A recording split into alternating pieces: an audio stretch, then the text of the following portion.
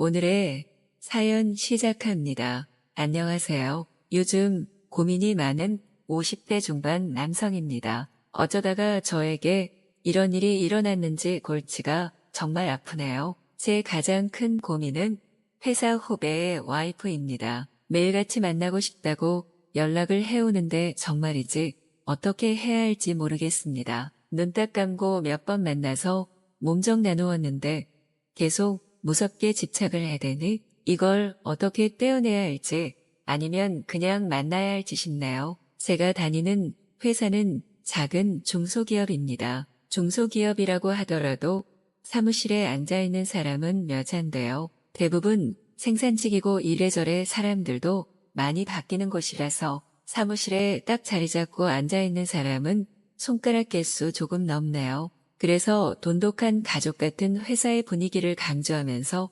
회식이 잦은 편입니다. 코로나 이전에는 워크숍도 참 많이 갔는데 아무래도 코로나 때 인원 감축도 좀 하고 재택근무도 좀 하면서 상황이 바뀌었죠. 작년 여름부터 정상적으로 모두 출근을 하게 되었는데 생각보다 회사가 매출이 올라가면서 사람을 급히 뽑게 되었습니다. 절반은 회사를 10년 이상 다닌 골수 직원들이고 절반은 새로운 사람들이라서 눈코 뜰 새 없이 일을 맞춰가서 이제 안정화가 되었네요. 신년맞이로 대표님이 다 같이 워크숍을 가면 좋겠다 하시더군요. 매출도 많이 올랐고 좋은 펜션 하나 빌려서 부부 동반으로 같이 하자고 하셨습니다. 바다도 보이고 수영장도 있고 족구장도 있는 큰 펜션을 아예 통째로 빌리게 되었네요. 각각 가족마다 크게 방도 대여해주고 다들 가정이 있는 사람들이라 일이 수월하게 진행되었습니다.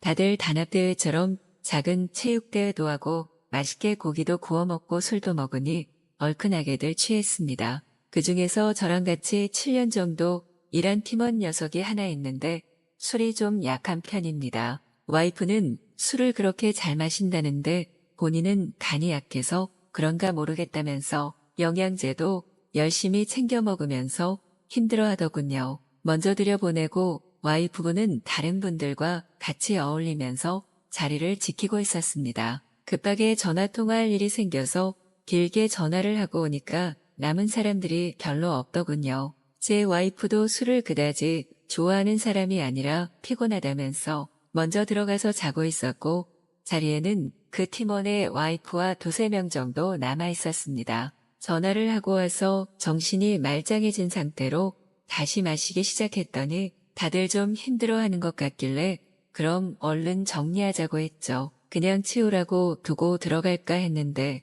다들 상태도 안 좋고 음식물이나 당장 치워야 할 것들만 좀 치우자 해서 도왔습니다. 나머지 두세 명도 자리에 들어가고 하다 보니 저랑 그 팀원의 와이프 딱 둘만 남게 되었습니다. 분주하게 움직이면서 치우던 와중에 혹시 괜찮으시면 자기랑 술을 한 잔 더 하자고 하는 겁니다. 술이 많이 고프신 건지 아니면 남편에 대해 잘 부탁한다고 이야기하고 싶은 건지 모르겠지만 그래도 나름 챙기는 팀원이라 그러자고 했습니다. 결혼하신 지는 5년 정도 되었는데 결혼식이랑 회식하다 술자리가 길어져 어쩌다 하게 된 집들이 이후로는 처음 뵙는 거였죠. 홀짝홀짝 마시는데 약간 눈빛이 풀린 것 같아서 이걸 어떻게 하나 싶었는데 갑자기 막 말을 하시더군요. 팀원이 40대 후반, 와이프분은 40대 초반인데 아이가 아직 없습니다. 자기들이 어린 나이에 결혼한 것도 아니라서 아이를 가지려고 많이 노력했다. 근데 잘 안 들어서더라 집에서는 다들 제 탓만 한다고요. 그래서 결혼하고 1년 정도부터 꾸준히 시험관을 하다가 코로나 때 잠시 조용해지더니 다시 괜찮아지니까 계속 시험관을 부추긴답니다. 너무 아프고 힘들고 솔직히 나이도 나이인지라 그냥 포기하고 안 하고 싶은데 시댁에서는 그렇지 않은 것 같다고 하네요. 참 고생이다 싶은 게 저도 와이프가 다낭 성난소 증후군 때문에 시험관을 했던 케이스입니다. 첫째는 시험관으로 가졌고 둘째는 뒤늦게 8년 있다가 자연으로 갖게 되어서 다들 축복이라고들 많이 했죠. 자연스럽게 생기기도 하니까 너무 걱정하지 마라 이야기를 했는데 남편의 정자수가 부족하다느니 별 이야기를 다 하더군요. 참 이야기를 그 친구가 혹시나 알게 되면 낙심할 것 같은데 술 취하셔서 하는 이야기겠거니 그냥 들었습니다. 저도 술 기운이 좀 올라오기도 했겠다. 몸을 베베 꼬면서 야릇한 눈빛을 보내는 그 분위기를 모르지 않았기도 했고요. 안 된다고 생각은 했지만 저렇게까지 눈치를 보내는데 거부하는 것도 남자가 아니지 않습니까? 갑자기 옆으로 와서 앉더니 남편은 그런 것도 하나 막아주지 못하고 시댁에서는 계속 눈치를 주니 너무 힘들다고 합니다. 그러면서 남편도 자꾸 그 시기에 맞춰서만 하려고 하고 부부관계가 너무 소원해져서 요즘 외롭다고 측은한 눈길을 보내더군요. 대놓고 유혹을 하는데 에라 모르겠다 싶어서 키스도 하고 주무르면서 몰래 차에서 뜨거운 시간을 갖게 되었습니다. 그러고 나서 아침에도 저를 보면서 배시시 웃는데 하룻밤에 불장난인 줄 알았던 게 아니었던 겁니다. 남편 핸드폰에서 찾았다고 하면서 낯선 번호로 연락이어서 받아보니 그 와이프분이더군요. 너무 좋았다면서 또 만나고 싶다고 해서 불끈불끈한 마음에 몇 번 만났습니다. 술자리도 갔고 잠자리도 갔고 그냥 그러다가 말겠거니 생각했던 게 문제였습니다. 갈수록 더 적극적이고 대범한 걸 원하더니 어느 날은 자기 남편 야근시키고 놀러오라더군요. 이건 진짜 아니다 싶어서 거리를 두려고 했습니다. 그냥 좀 가볍게 만나는 거면 모를까. 이렇게까지 가슴 졸이면서 만날 사이도 아니고요. 그냥 가끔 가다가 만나서 서로 외로움이나 달래주는 사이였다면 딱 좋았을 것을 선을 자꾸 넘으려고 하시더라고요. 처음에는 그런 적극적인 모습에서 매력을 많이 느꼈습니다. 나이도 그렇지만 와이프와는 오랜 연애 후에 결혼을 하게 돼서 그런지 와이프의 갱년기 이후에 부부관계가 소원했거든요. 원래도 그렇게 적극적이고 먼저 유혹하는 스타일이 아니라 제가 대부분 원해서 하는 편이 훨씬 많았고요. 그러다 보니 여자가 이렇게까지 대놓고 들이대는데 제가 매력적으로 느끼지 않을 수 있나요? 뜨겁게 잠자리 몇 번 갔고 그냥 어쩌다 가끔 만나는 사이가 될 줄 알았건만 점점 원하는 횟수가 많아집니다. 남편이 그동안 안아주지 않아서 그렇다고 하는데 정말 곤란하고 이제는 부담스럽습니다. 만나면 집에 안 보내주려고 하는 것도 불편하고 팀원이 말하길 요즘 와이프가 늦게 들어오고 아이도 안 가지려고 한다는 고민을 들어서 그런지 더 마음이 불편합니다. 남편이 너를 많이 사랑한다. 매일 얼굴 부딪히니까 좀 불편하다. 이야기를 해도 그저 야릇한 미소만 자꾸 보내네요. 어떻게 해야 자연스럽게 떼어낼 수 있을까요? 남자의 본능으로 저질렀던 일 때문에 이렇게 고민이 될지 몰랐네요. 내일도 얼굴 봐야 하는데 정말 마음이 불편합니다. 오죽하면 퇴직 시기를 앞당겨야 하나 고민까지 하고 있습니다. 오늘의 사연 시작합니다. 안녕하세요. 살면서 이런 일을 겪게 될 줄은 정말 상상도 해본 적이 없어서 사연을 보내게 되었습니다. 저는 바닥을 철거하는 작업을 하는 사람입니다. 거의 상가나 아파트 쪽에서 진행하는 인테리어 할 때 시공하기 위해서 바닥을 철거하게 되잖아요. 저는 바닥을 철거하고 새로 시공될 바닥이 깔릴 예정이니 시공하기 편하게 샌딩까지만 작업하는 일을 하고 있습니다. 바닥 철거는 업체마다 다르지만 빠르면 하루 만에 끝내고 길면 3일 정도 시간이 걸립니다. 그러니 인테리어를 하시는 집주인분께서는 바닥을 철거하고 바닥을 다시 깔고 하는 작업까지 최소 7일 정도는 걸리는데요. 바닥을 철거하는 직업을 제가 10년 가까이 진행해 오면서 별다른 상황이 일어난 적이 없었습니다. 여하튼 여느 때와 같이 바닥 철거 작업을 하려고 예약을 받고 있었는데요. 이번엔 40대 정도 되어 보이는 여성분께서 예약을 하셨더라고요. 견적도 봐드리고 바닥이 지금 어떤 재질인지 또 어떤 바닥을 깔 예정인지도 대화를 끝낸 상태였습니다. 대충 대화해보니 알고 있는 지식도 있으시고 인테리어를 몇 번 경험해 보신 분 같더라고요. 인테리어가 필름 시공 말고 완전 공사로 시작하게 되면 적어도 평당 100만 원 정도는 좋게 들어갈 만한 금액인데 주소지를 봐도 그렇고 돈이 어마무시하게 많으신 사모님 같았습니다. 저는 돈을 많이 버는 것을 좋아하지만 집이 크고 작고 이런 건 그냥 제가 일해야 할 공간으로만 보였는데 이번에 가게 되었던 곳은 정말 제가 바닥 철거일을 하면서 제일 큰 집인 것 같았습니다. 정말 드라마에서만 봤던 큰 집이었고 집안에 층수가 있는 그런 집이었는데 의뢰 받았던 곳이 집 전체가 아닌 1층의 바닥으로만 알고 있었습니다. 큰 집에 오니 1층이 무슨 그냥 거실 개념이 아니라 호텔 로비 같이 보이더군요. 이런 집에 살면 얼마나 좋을까 생각도 들었지만 어차피 제 인생이랑 상관없는 곳이기에 감탄만 잠시 하고 곧바로 바닥 철거 작업하는 것에 집중하였습니다. 바닥은 마루나 장판이 아닌 타일이었는데요. 타일은 소형 기계로 뜯는 것이 아닌 해머로 내려쳐서 조각내어 작업하게 되는데 이번에 철거하는 곳은 1층이지만 올라가는 계단이라든지 가구들은 모조리 작업하기 전에 비닐을 씌운다든지 밑작업을 충분히 해두었습니다. 원래 타일은 소음도 많이 발생하고 먼지도 많이 날려서 많은 인원이 투입되는 작업인데 사모님께서는 천천히 해도 된다고 사람 적어도 되니 열흘 정도 시간을 주겠다고 하셨습니다. 이 넓은 공간에 작업자 3명이 와서 작업을 하게 되었는데 타일 제거 작업을 3명에서 하려니 정말 앞이 막막하더라고요. 그래도 과정이 힘들지만 언제나 그렇듯 작업을 마무리하게 되면 돈이 들어오기 때문에 그 맛을 봤던 경험으로 불만 갖지 않고 열심히 작업을 했습니다. 보통 바닥을 철거하게 되면 의뢰자분께서는 다른 곳으로 가서 주무시는데 첫날에 저희 업체에서 작업하고 끝날 때 저를 몰래 부르셨습니다. 회사랑 여기랑 멀리 있는 것 같은데 어디서 주무시냐고 물으셔서 저는 회사에서 지원해주는 숙박 비용으로 싼 모텔에서 숙박을 해결한다고 했습니다. 사모님께서 저한테 그럼 본인도 같이 자면 안 되겠냐고 물으셔서 저는 엄청 당황했지요. 보통 다른 분들은 당연히 공사가 마무리될 때까지 머물 곳을 찾으시는데 돈도 많을 것 같은 분께서 잘 곳이 없다고 하시니 어이가 없었습니다. 그래서 저희는 그냥 저렴한 모텔에서 숙박을 해결하고 있는지라 시설이 그렇게 좋지도 않다고 했습니다.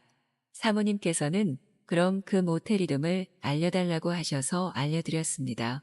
하루치 작업을 끝내고 저희는 씻지도 않고 고깃집에서 고기를 먹었습니다. 이번 사모님께서 작업비를 두둑이 챙겨주신다고 약속하신 부분이라 이번엔 시간도 넉넉한 만큼 먹을 것도 나름 풍족하게 챙겨 먹었죠. 피곤한 몸을 끌고 모텔에 갔는데 정말 놀랍게도 사모님께서 로비에 앉아서 저희를 기다리고 있더라고요.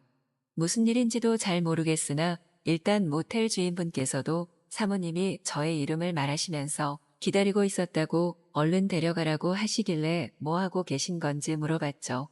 사모님께서는 아까도 말했듯이 갈 곳이 없어서 여기서 묵으시는 것 같아 여기가 안전한 것 같으니 본인도 모텔에서 주무시겠다는 것입니다. 뭐 처음엔 정말 당혹스러웠지만 듣고 보니 정말 갈 곳이 없는데 확인된 곳이 있다면 안전하게 보일 수도 있겠다 싶었죠.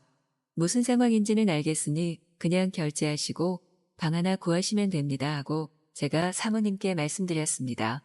사모님께서는 알겠다고 하시면서 모텔 주인분께 저희를 가리키면서 저희 방 몇 방을 달라고 하시는 겁니다.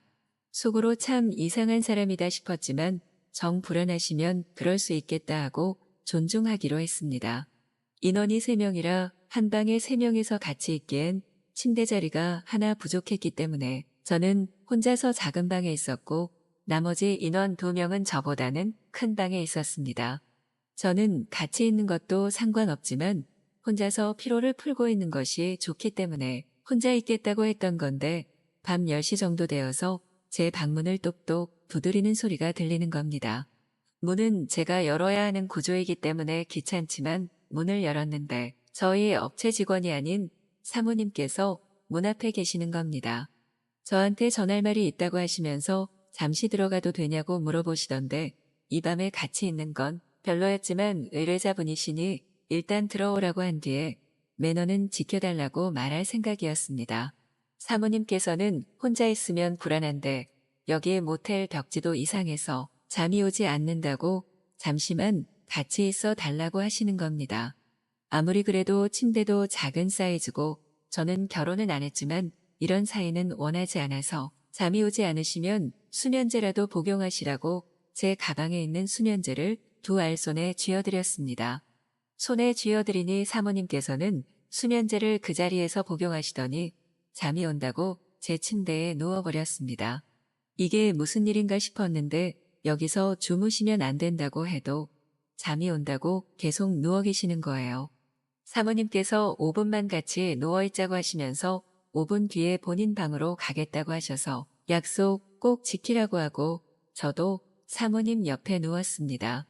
고운 피부결을 잠깐 구경하고 있었는데 사모님께서 어디 보고 있냐고 물어보시고는 갑자기 저에게 키스를 하시는 겁니다. 어째서인지 키스를 하시는 사모님을 제 손으로 뿌리칠 수 있을 힘이 들어가지 않았고 힘이 오히려 풀려버려서 저는 키스가 끝날 때까지 아무것도 하지 못했습니다. 그렇게 사모님과 저는 자연스럽게 아무 말도 안 하고 사랑을 나누게 되었습니다.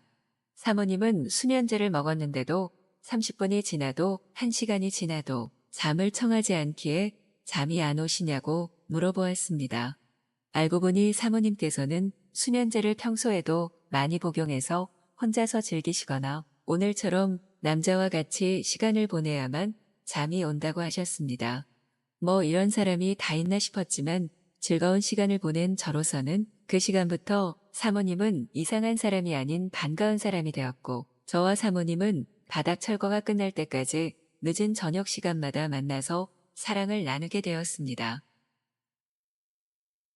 오늘의 사연 시작합니다. 안녕하세요. 우연치 않게 이런 유튜브를 알게 되어서 사연들을 쭉 들어보니까 참 재미있더라고요. 누구는 불륜이라고 하고 누구는 로맨스라고 하고 사람마다 다른 거겠죠. 저와 남편에게도 정말 폭풍 같던 시절이 있었는데 지금은 서로를 이해하고 받아들이고 또 배려하면서 살고 있어요. 아이를 낳고 육아하고 맞벌이하고 정말 정신없이 살았던 것 같아요. 애들이 좀 크고 나서는 아무래도 소원해진 사이를 되돌리기 힘들더라고요. 사랑으로 살아간다 이건 좀 지난 것 같아요. 물론 저희 나이가 되도록 사랑하며 사시는 분들 당연히 많겠죠. 근데 그냥 저희는 평범한 부부고 바쁘게 살아왔고 애들은 컸고 서로에게 남자고 여자이기보다는 그냥 애들 아빠로 애들 엄마로 살아왔어요. 중간에 서로에게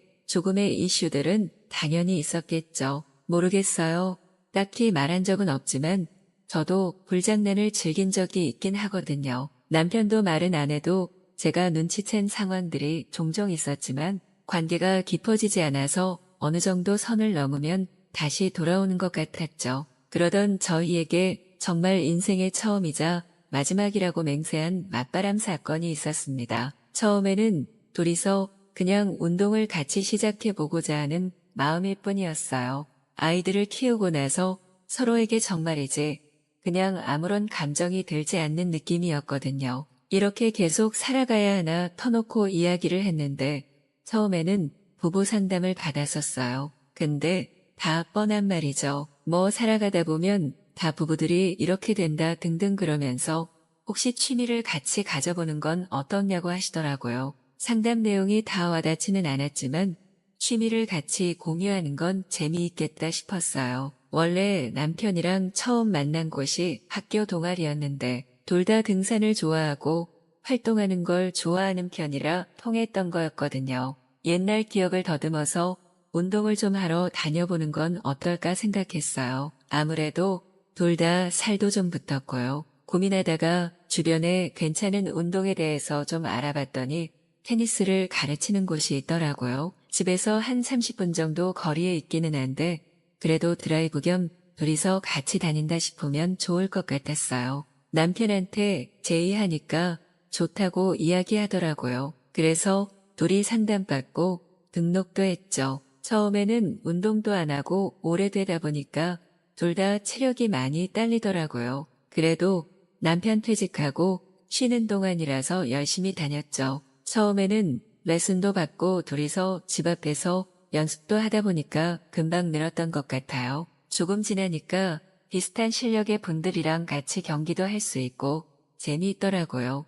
생각보다 저희같이 부부 동반이나 또래분들이 많이 오시는 곳이라서 친구들도 만나는 기분이고 좋았어요. 다들 멀지 않은 곳에 살다 보니까 동네 친구처럼 만나서 밥도 먹고 술도 한잔하고 취미도 같이 나누고요. 저희처럼 사이가 소원해져서 온 경우도 있고 원래 같이 다양한 운동을 즐기시는 분들도 많더라고요. 꼭 부부만 오는 건 또 아니고 그냥 혼자서 배우러 오시는 분들도 생각보다 많아서 회원들도 되게 많더라고요. 소모임 하는 것 같기도 하고 운동하러 남편과 드라이브하러 떠나는 순간부터 설레이고 재미있더라고요. 아이들도 저희가 사이가 좋아진 걸 알아차릴 정도로 집안 분위기도 훨씬 밝아지고 좋았어요. 그렇게 운동과 취미의 어딘가에서 행복한 시간을 보내고 있었는데 친해진 사람들이 있었죠. 관심사도 비슷하고 아이들 나이대도 비슷하고 와이프분은 저희보다 한참 어리기는 했는데 어차피 다 나이 드는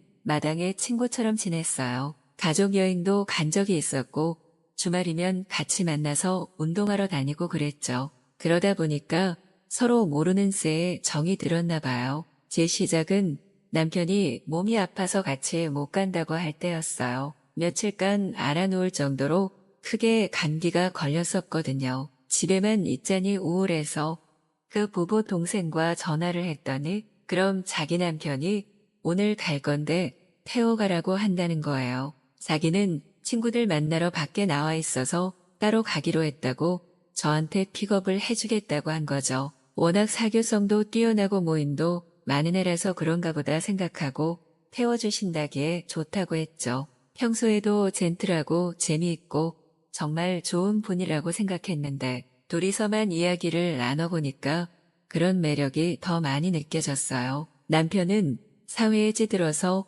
약간 염세적인 느낌이 강하거든요. 먼 말만 하면 부정적인 것부터 생각하고 그러니까 대화가 단절된 것도 있었어요. 근데 이분은 약간 긍정적인 에너지가 주는 매력을 가득 담고 있다고나 할까요? 의도치 않게 제가 부정적인 이야기를 했더니 긍정적으로 생각하고 행동하면 더욱 행복하다면서 이야기해 주시는데 소년 같은 느낌까지 들더라고요. 나이는 남편보다 많은데 어떻게 이런 소년의 순수함을 간직하고 살아가는 건지 이래서 어린 와이프를 얻었나 싶기도 하고요. 운동하러 가는 길에 드라이브 하자면서 약간 길을 돌아서 가더라고요. 그렇게 종종 차를 얻어 타고 다닐 일이 있었는데요. 그때부터 묘한 감정이 피어났던 것 같아요. 이 사람이랑 사는 기분은 어떨까 그런 생각들 말이죠. 참 웃기게도 미래 아닌 미래처럼 데이트를 하다 보니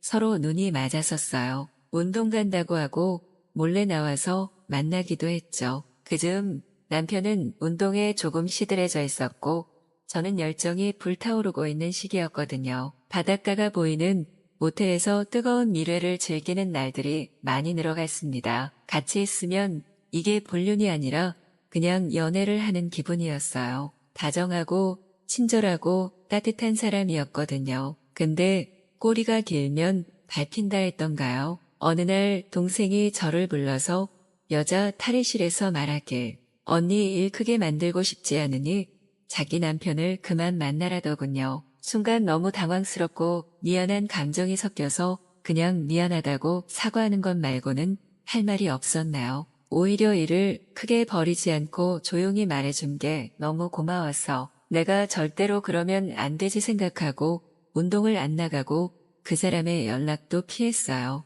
근데 어느 날 다른 회원분이 저한테 전화 와서 그날 탈의실에서 이야기를 엿들었는데 사실 할 말이 있다고 하더라고요. 들어보니까 제 남편도 그 동생을 몰래 만나고 있다네요. 가끔 운동하러 둘이 나오길래 이상하다 싶었는데 운동 끝나고 가면서 둘이 같은 차에 올라타는 걸 여러 번 봤다고요. 그것뿐만 아니라 근처에 모텔로 들어가는 것까지 봤다면서 흐릿하게 찍은 사진을 보내주더라고요. 말을 해야 할까 말까 많이 망설이다가 탈의실에서 하는 이야기를 듣고 자기가 어이가 없어서 말하는 거라는데 뒤통수를 세게 맞은 기분이었습니다. 괜히 난리치는 것도 웃기고 서로 이혼 안 할 거라는 거 잘 알고 있어서 남편한테만 조용히 말했어요. 남편이 말하길 알고 있으니 그만하라고 하더라고요. 그리고 솔직하게 서로의 맞바람 사실을 인정하고 사과하고 가슴속에 묻어두고 살아가자 했어요. 결국 둘 다 잘못한 거니까요. 친구들한테도 창피해서 못했던 이야기를 이렇게 사연으로 보내니까 후련하기도 하고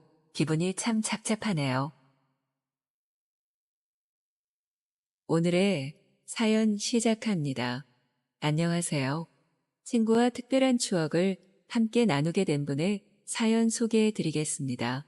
저는 올해로 50대에 접어든 평범한 남자입니다. 그냥 선봐서 적당한 나이에 결혼하고 아들 하나 딸 하나 두고 회사에서 열심히 생활하고 곧 퇴직을 벌써 걱정해야 할 나이이기도 하죠. 저한테는 고등학생 때부터 친한 친구 놈이 하나 있는데 경상도에서 서울로 올라와 적응하지 못했던 친구를 제가 많이 도와줬습니다. 그래서인지 나이가 들어서 지금까지도 크게 문제없이 자주는 못 봐도 쭉 만나고 있습니다. 이 친구는 회사를 젊었을 때 그만두고 장사를 시작했는데 성격이 호탕한 데에 비해서 성실한 녀석이라 금방 자리를 잡았습니다. 저희 아이들을 만나도 잘해주고 와이프에게도 선물을 종종 챙겨줄 정도로 저희 가족이랑 친밀하게 지내는 친구지만 아직 장가는 못 갔습니다. 2번 정도 결혼을 하려고 만난 여자가 있었는데 어쩐 일인지 잘 안 되더군요. 물어봐도 그냥 자기가 일하는데 미쳐서 그렇다면서 훌훌 털어넘기는 친구가 신기했습니다만 외롭지 않고 인생을 잘 즐기고 사는 걸 보니 부럽기도 합니다. 원하는 곳으로 여행을 다니고 취미도 마음껏 즐기고 다니고 사고 싶은 것도 사고 좋아 보이더라고요. 친구가 같이 회사에서 일해보지 않겠냐고 몇 번 물어봤을 때 옮길 거라면서 후회도 조금 합니다. 그래도 사는 데에 격차가 나 보여도 친구가 항상 좋은 곳에 데려가주고 잘 챙겨줘서 고마운 마음입니다. 재작년부터 친구 따라 골프를 배우기 시작했는데 이게 생각보다 재미있고 또 운동도 되더군요. 가을에 처음으로 라운딩을 나가게 되었는데 경치도 즐기고 나름 즐거웠습니다. 가끔 리조트가 좋은 곳들은 가족들과도 함께 다니면서 추억도 쌓고 즐거운 시간을 보냈죠. 작년 봄 어느 날 친구가 자기랑 같이 골프 치는 사람들이랑 라운딩 한번 나가지 않겠냐고 하더군요. 친구랑 다녀만 봤지 다른 사람들이랑은 처음이기도 하고 걱정했지만 다들 좋은 사람들이라면서 같이 가자고 해서 약속을 잡았습니다.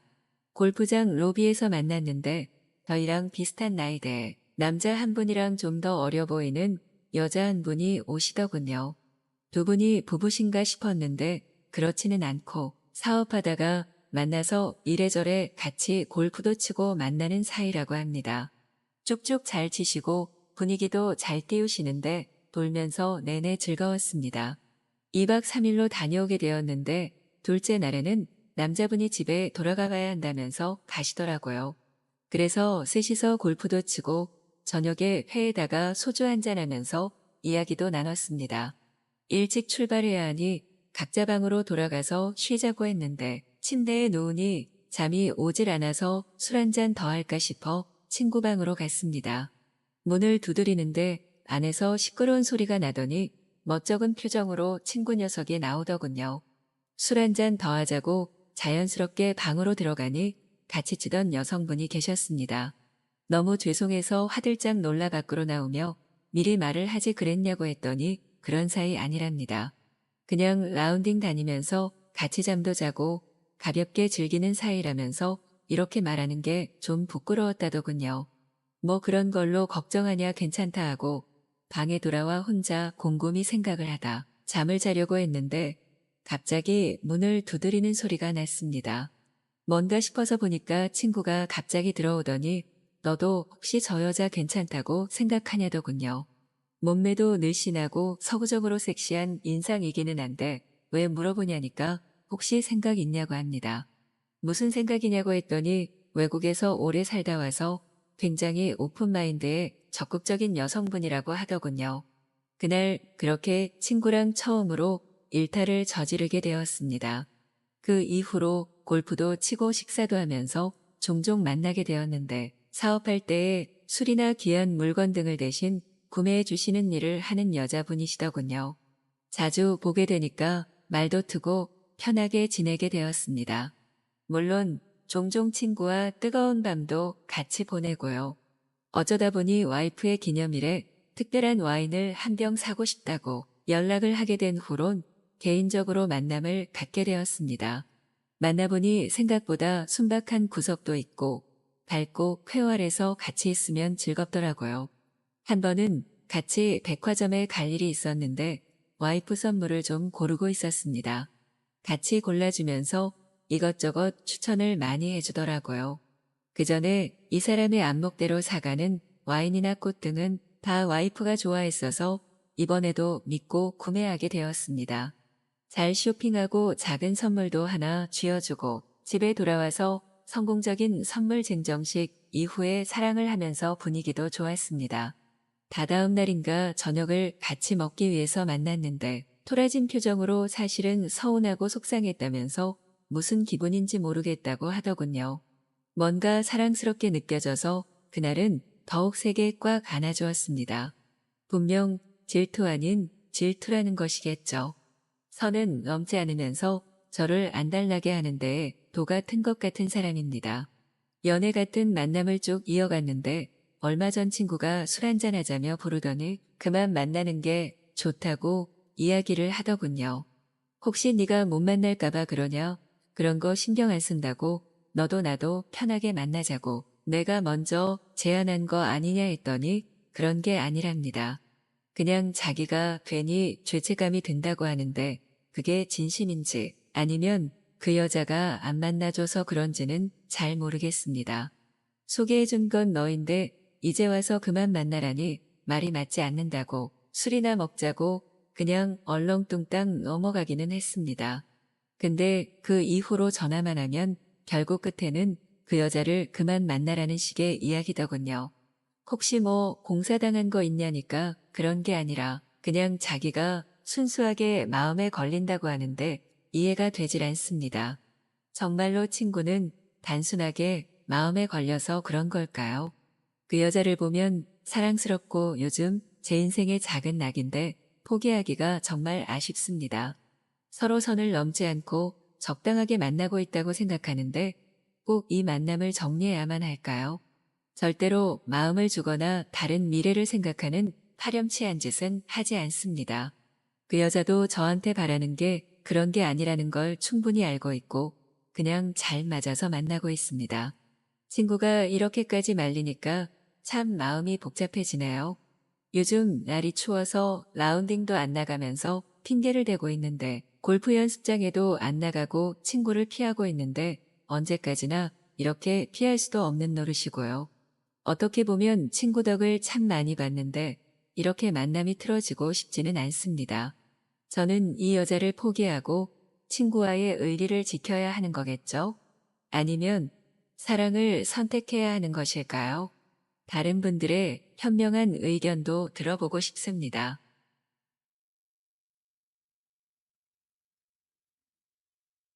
오늘의 사연 시작합니다. 안녕하세요. 여러분 중에 혹시나 지금 혼자인 분이 계시면 계속 혼자 살게 아니라 짝을 찾아보세요.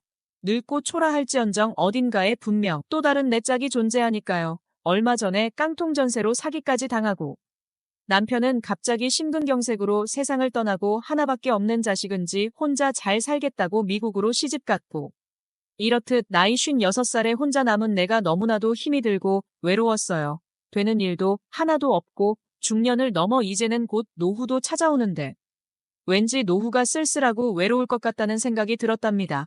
정말 왜 이렇게 되는 게 없고 안 좋은 일만 생기는지 살고 싶은 생각도 안 들고 모든 게 다 안 좋은 기운으로 흘러간다는 생각이 들더라고요. 그때 문득 돌아가신 친정 아버지가 하셨던 말이 떠올랐어요. 조상님을 잘 모셔야 한다며 추석이나 설날이나 명절이 있는 날은 물론 성묘도 자주 가서 벌초도 자주 해야 한다고 저한테 신신당부를 했었죠. 그래야 집안에 복이 깃든다는 소리였어요. 하지만 전 그동안 시집 와서 살고 있으니 시댁에 관련된 것만 제 일이었고 친정 쪽 일은 아무것도 몰랐죠. 어떻게 흘러가는지조차 알 턱이 없었어요. 하지만 요즘 들어서 자꾸만 돌아가신 아버지가 했던 그 말이 자꾸 거슬리는 거예요. 딸 하나 낳으셨던 부모님이신지라 친정 부모님에게도 자식이라고는 저 하나였죠.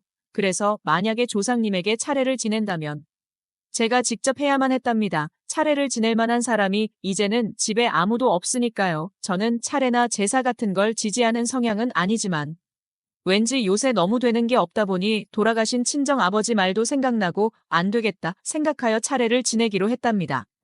그런데 그것보다 우선 먼저가 벌초 같다는 생각이 들었어요. 요즘 가을철이니 벌초를 빨리 해야 한다고 하더라고요. 그런데 조상님이라고 해봐야 누가 있는지, 조상님이 누군지는 자세히 모르겠지만 내가 시집 가기 전 아버지 따라서 산에 벌초하러 간 적이 몇 번 있었거든요. 정말 오래된 기억이지만 그래도 그 산에 가서 벌초라도 해드려야겠다는 생각이 들었어요. 솔직히 말하면 그 묘가 누구의 묘인지도 모른답니다. 하지만 아버지가 벌초를 해주시는 묘이면 분명 우리 집과 관련이 있는 조상님이라는 생각이 들었어요. 그리하여 채비를 하고 집을 나왔답니다. 어느 산인지는 알겠는데 이 넓은 산에 대체 그 묘가 어디에 있는지 알 턱이 없었어요.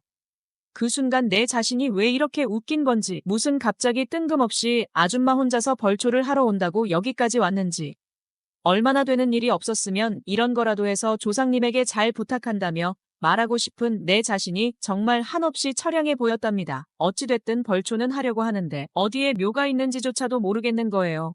순간이 모든 상황이 짜증도 나고 화도 나고. 그래서 가지고 온 소주를 컵에 따라서 안주도 없이 마셨어요. 한 잔 마시니 소주가 왜 이렇게 단지 또 따라서 2잔을 마셨답니다. 그리고 석잔 먹잔 5잔 안주 없이 한 병을 다 비우고 술이 약한 저는 어느새 비틀비틀거리기 시작했어요. 저는 산속에서 소주를 마시고 잠이 든 듯 싶었답니다. 시간이 얼마나 지났을까요? 한기가 느껴지기 시작했어요. 일교차가 심한 가을이라 아침 저녁으로 쌀쌀한데 정말 온몸에 쌀쌀한 느낌이 감돌았답니다. 살며시 눈을 떠봤는데 깜깜한 어둠이었어요. 칠흑 같은 어둠으로 하여금 앞이 안 보일 정도였어요.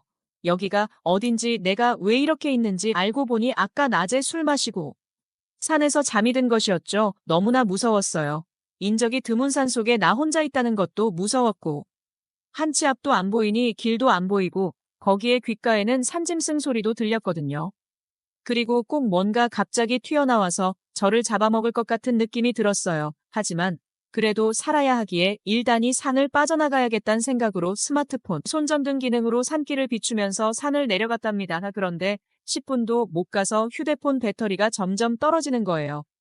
급기야 손전등 기능도 나가버리고 다시 또 어둠 속으로 저 혼자 고립되고 말았죠. 저는 울면서 조금씩 소리쳤어요. 도와달라고 사람 있다고 소리쳤지만 들리는 소리는 산짐승 소리만 들릴 뿐 어두워진 시간에 그것도 산속에 사람이 있을 리 만무했죠. 그때 생각난 게 119였는데. 그래서 119 전화를 해보려고 하는 순간 갑자기 어딘가에서 발자국 소리가 들리는 거예요. 저벅저벅 조금씩 조금씩 낙엽을 밟으며 내 곁으로 다가오는 발자국 소리가 들렸습니다. 저 발자국 소리가 사람 소리인지 귀신 소리인지 알 턱이 없었어요. 그 순간 환한 불빛이 저를 비췄고 그때 전 긴장이 풀리며 갑자기 정신을 잃고 쓰러졌어요. 그리고 다음 날이 찾아왔답니다. 눈을 떠보니 외딴 집안에 제가 누워있더라고요. 일어나서 문을 열고 나가보니 수염을 잔뜩 기른 남자가 저보고 일어났냐고 말하지 뭐예요. 그래서 이게 어떻게 된 거냐고 하니까 산에서 소리가 들리길래 갔더니 제가 쓰러져 있었다고 하더군요. 그래서 절 데리고 왔다고 했어요. 그런데 자세히 보니 제 옷이 이상하지 뭐예요. 순간 이상한 생각이 드는 거예요. 저는 수염을 잔뜩 기른 저 남자에게 다짜고짜 화를 내며 나한테 무슨 짓을 한 거냐고 따져 물으니까 그 사람이 제게 물에 빠진 사람 건져주니 보따리 내놓으라는 거냐며 그게 무슨 소리냐고 하더라고요. 그래서 제가 제 옷이 이상하다고 하니까 그건 댁사정이고 자기가 할 일 없어서 댁같이 나이 먹은 아줌마를 왜 탐하냐며 말도 안 되는 소리 할 거면 이제 그만 가라고 하지 뭐예요. 그 표정을 보니 정말 진심이 느껴졌어요. 제가 혼자서 오해했나 싶었죠. 그때 갑자기 배에서 꼬르륵 소리가 나지 않겠어요. 참 주책맞고 창피하게 꼬르륵 소리가 아주 크게 그 사람 앞에서 나더라고요. 그 사람은 꼬르륵 소리에 저를 힐끔 보더니 배고프면 밥 먹고 가던가라고 하길래 저는 눈치를 보며 알았다고 밥 좀 달라고 하니까 그 남자가 마당 평상에 밥을 차려왔답니다. 반찬은 죄다 풀이었어요. 저는 그 반찬을 보고 고기 반찬은 없냐고 하니까 저보고 그 남자가 하는 말이 고기 반찬 없지만 맛은 있을 거라고 하더군요. 시장이 반찬이라고 일단 밥을 먹었는데. 맨밥만 먹어도 왜 이렇게 맛있는지 집에서 혼자 밥 먹을 땐 입맛도 더럽게 없더니.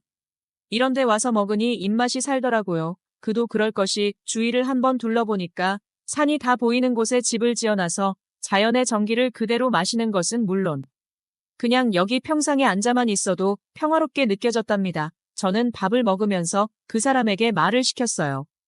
여기서 얼마나 살았냐고 하니까 오래 살았다고 하더라고요. 그럼 수염은 대체 얼마나 기른 거냐고 하니까 1년을 길렀다고 하지 뭐예요. 1년이나 길렀는데 아주 산신령이 따로 없더라고요. 이 남자 자세히 보니까 나이도 나랑 비슷하게 보이는 게 뭔가 편한 느낌을 주더라고요. 그러면서 술병 하나를 가지고 오며 자기 혼자 술을 따라 마시더라고요. 제가 그건 뭐냐고 물으니 직접 담근 술인데 마시고 싶냐고 해서 한 잔 달라고 하니까 독하다며 꼭 마실 거냐고 다시 묻더라고요. 그래서 괜찮다고 한 잔 달라고 했는데 진짜 말 그대로 독한 게 한 잔만 마셨는데 취기가 확 오르더라고요. 그러면서 그 순간 저도 모르게 술이 취한 건지 수염기는 이 자연인 같은 남자가 마음에 든 건지 주체할 수 없이 술김에 끼를 발산하기 시작했어요. 나이 56살에 말이죠. 그러자 이 남자는 제가 부담스러웠는지 이제 그만 돌아가라고 하지 뭐예요. 밥을 다 먹고 비틀비틀거리며 집으로 돌아가려고 하는데 몸을 가누지 못하다가 결국엔 돌부리에 걸려 쓰러지려는 찰나 그 남자가 저를 갑자기 부축해줬어요. 그리고 제 눈빛은 그 남자를 보며 이글이글 타올랐죠. 그렇게 술 한 잔에 정신을 잃은 것 같았어요. 눈을 떠보니 다시 또 그 집안이었어요. 그리고 시간은 어느덧 다음 날 새벽이었죠. 이 집에서 어느덧 이틀 밤을 머물고 있던 거랍니다. 시간을 보니 새벽 2시였고 나 혼자 이 방에서 자기가 왜 이렇게 싫었는지 저는 방문을 열고 다른 방으로 갔답니다. 솔직히 까슬까슬한 수염은 너무나 싫다가도 길게 뻗은 수염은 왜 이렇게 부드러운지 너무나 포근하게 다가오더라고요. 저는 어느 순간 이 남자가 좋아졌어요. 그리고 사랑하게 됐답니다. 하지만 내일이면 다시 돌아가야 할 운명이었죠. 아침이 되었고 눈을 떠보니 그 방 안에 저 혼자 덩그러니 누워있더라고요. 문을 열고 나가보니까 그 남자가 건장한 모습으로 장작을 패지 않겠어요. 그 모습이 또 왜 이렇게 멋있어 보이는지. 콩깍지가 씌인 건 만약 이틀 사이에 반한 것 같았죠. 하지만 그 남자도 제가 싫지 않은 느낌이었어요. 모든 걸 돌이켜보니까 내가 여기까지 온 것도 어쩌면 그동안 안 좋은 일이 생겼기 때문이라는 생각이 들더군요. 이 남자를 만나기 위해서 내가 여기 온 건가 싶었어요. 사람 운명이라는 게 참 신기하면서 사람 인생이라는 게 참 나도 모르게 흘러간다는 느낌을 받았답니다. 그 뒤로 어떻게 됐냐고요. 산속 자연인 같은 그 남자와 그 집에서 백년해로 하며 행복하게 잘 살고 있답니다. 힘든 시련도 많았지만 돌이켜보니 뜻이 있는 곳에 길이 있다는 걸 새삼 느끼게 되네요. 아무튼 간에 지금 어찌나 기분이 좋은지 이 기분은 말로 설명할 수도 없답니다. 모두들 저처럼 중년과 노년의 나이에도 좋은 짝 만나시길 바랄게요. 오늘의 사연 여기까지입니다. 구독, 좋아요로 응원해주세요.